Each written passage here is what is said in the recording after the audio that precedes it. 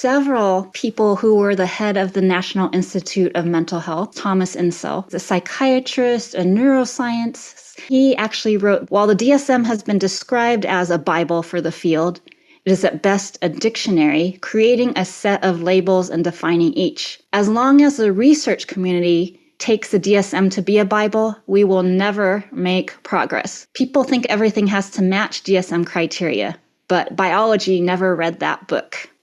So this is here in the US. Now in the United Kingdom, so they actually have the biggest public health care just in the world. What they wrote, rather than seeing the DSM-5 as a psychiatric Bible, it may be better to think of it as a rudimentary travel guide to a land we have barely begun to explore. The mind is incredibly complex. Our hearts are very complex. People can present that seem like a mental disorder. But we as Christians have had the Bible to read our hearts and to give us the answer to the troubles in our hearts, to the struggles in life, to our brokenness, to the sin in our hearts. When we use biblical language, we can truly see the answers. When we start to use these labels and stuff, it gets confusing about what's truly going to help us.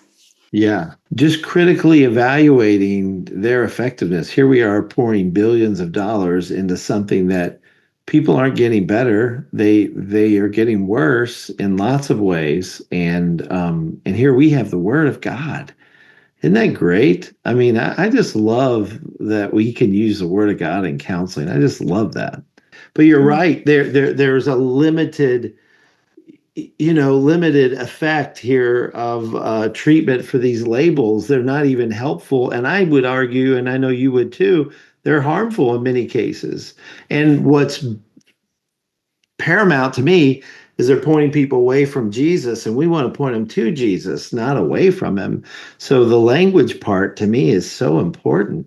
Treatment isn't that effective. And I'm not saying that nobody has never been helped at all with anything. Sure. But the bigger picture too is one of my counselors told me, like, well, what if you give somebody who has cancer a morphine shot, and they feel better in the short run, but they've never gotten help for their true illness. Yeah. Yeah.